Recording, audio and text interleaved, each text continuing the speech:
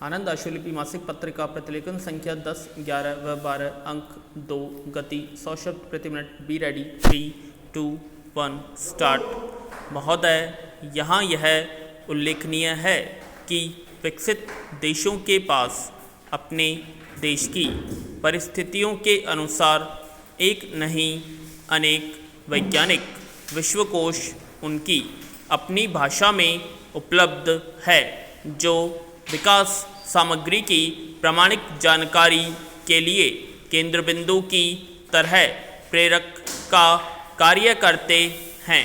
हमारे देश में पुस्तकालयों में इन विदेशी विश्वकोशों से अलमारियां भरी नज़र आती है। बिरला ही कोई ऐसा पुस्तकालय होगा जहां भारतीय विश्वकोश प्राथमिकता पर रहे हों। संभवतः इसका एक प्रमुख कारण यह भी हो सकता है कि भारतीय ज्ञान और धरती से जुड़े साहित्य पर विश्वकोशों की दिशा में बहुत कम काम हुआ है। यदि आवश्यकता होती भी है तो लोग अंग्रेजी भाषा को विश्वकोशों से काम चलाते हैं। आप जानते ही हैं कि देश में अंग्रेजी भाषा मात्र 2% के आसपास है। अतः देश की विशाल जनसंख्या को देखते हुए इन विदेशी विश्वकोशों से भारतीय जनमानस की आवश्यकताओं की पूर्ति ऊंट के मुंह में जीरा से अधिक कैसे हो सकती है। अतः यदि देश को विकसित देशों के समान 21वीं सदी में प्रगति करनी है तो भारतीय भाषाओं में स्वदेशी वैज्ञानिक विश्वकोशों की रचना की दिशा में विदेशी मोह त्यागते हुए तेजी से कार्य करना होगा। आज यह बात भले ही हास्यास्पद लगे, लेकिन कालांतर में भारतीय वैज्ञानिक विश्वकोश विकास की राह में आगे चलने वालों के लिए मार्गदर्शन मील के पत्थरों से कहीं अधिक महत्व के होंगे। पैरा।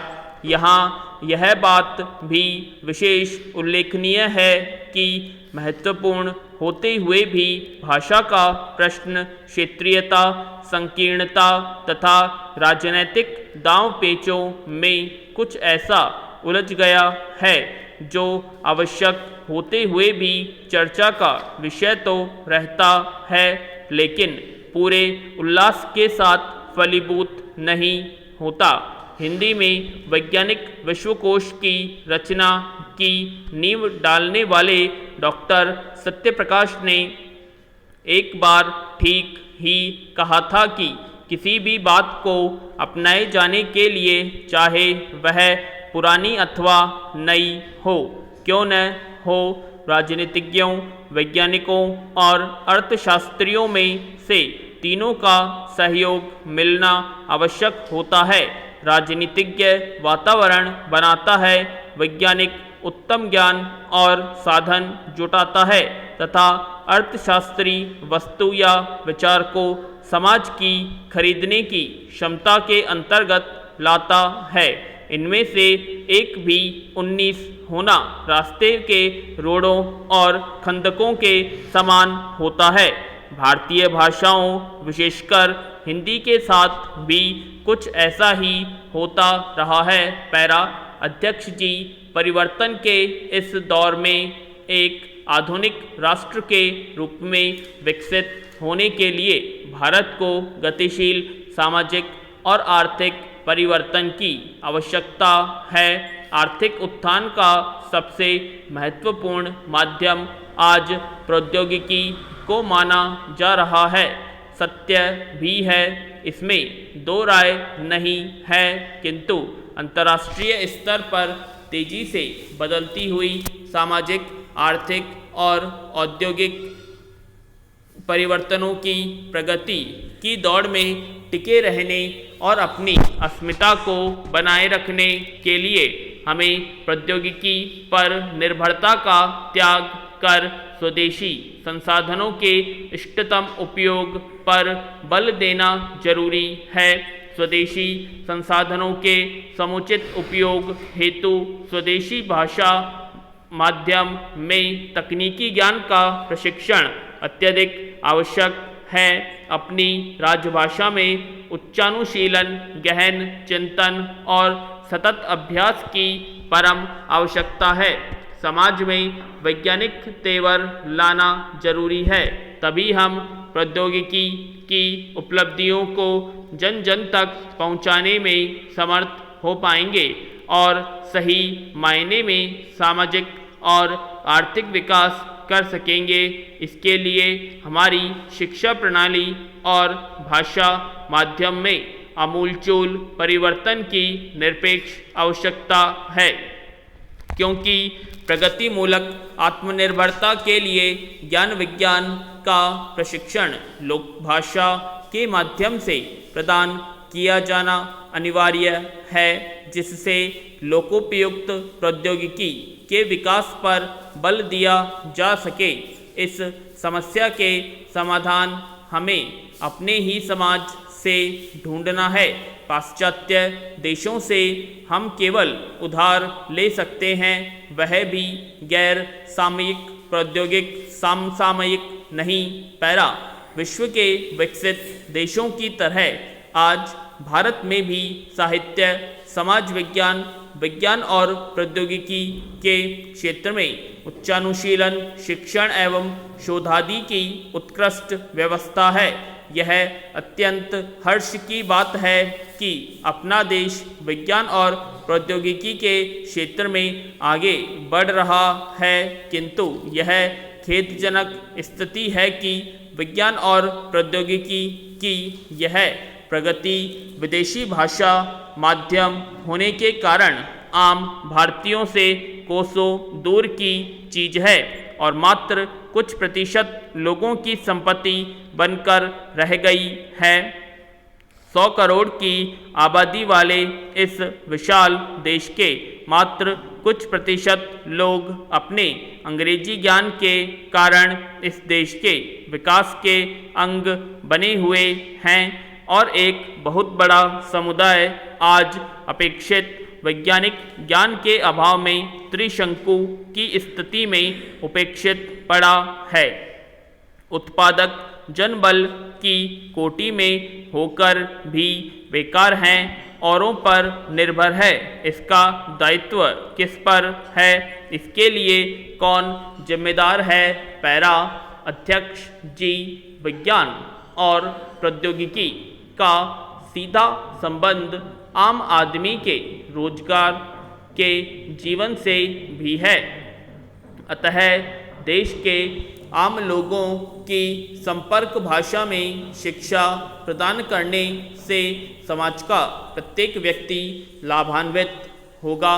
भाषा के इस तथ्य से इनकार नहीं किया जा सकता है कि विज्ञान जागरूक एवं प्रशिक्षित मस्तिष्क द्वारा प्रेक्षण एवं प्रयोग की सहायता से भौतिक जगत की प्रकृति को समझने का सतत एवं मुक्त प्रयास है।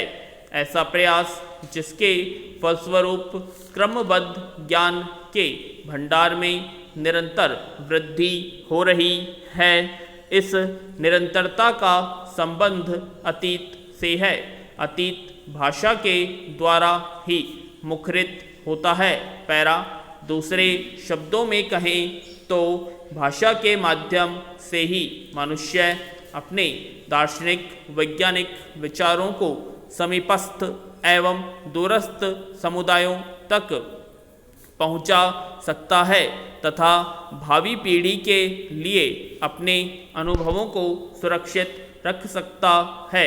इस विशाल धरा पर तमाम मानव समुदाय है जिनकी अपनी अपनी भाषा है, क्योंकि भाषा तो प्रतीकों की मनमानी व्यवस्था है और हमारे समाज की भाषा यूरोपीय समुदाय से भिन्न है। सांस्कृतिक गतिशीलता का शिक्षा से अटूट संबंध होता है और शिक्षा अविच्छिन्न भाव से भाषा से जुड़ी रहती है। संस्कृति और शिक्षा के बीच भाषा सेतु की भूमिका निभाती है। किसी भी कारण से जब यह सेतु कमज़ोर होकर टूट जाता है तो उस संस्कृति के अतीत और वर्तमान का तारतम्य समाप्त हो जाता है और समाज में अराजकता की बाढ़ सी आ जाती है। पैरा संस्कृति और शिक्षा के संबंध बिखर जाते हैं, जिससे न केवल सांस्कृतिक जीवन मूल्यों की पहचान हो जाती है अपितु समाज मानसिक दासता के अधीन उन्मुक्त विकास की प्रक्रिया से कटकर पिछलग्गू का सा जीवन जीने पर विवश हो जाता है। यहाँ कुछ राजनैतिक कारणों से शिक्षा का माध्यम खिचड़ी बनकर रह गया है। अधिकांश छात्र स्थानीय भाषाओं में शिक्षा दे पा रहे हैं। उच्च शिक्षा की व्यवस्था मात्र अंग्रेजी भाषा माध्यम से ही सुलभ है। अतः इसके कारण एक बहुत बड़ा वर्ग समुचित वैज्ञानिक शिक्षा पाने से वंचित है। इस तथ्य की पुष्टि भारतीय प्रौद्योगिक संस्थानों की संयुक्त प्रदेश परीक्षा के परिणामों को देखने से हो जाएगी। स्वतंत्र भारत को विज्ञान और प्रौद्योगिकी के क्षेत्र में आत्मनिर्भर बनाने की आवश्यकता है। पूर्णविराम।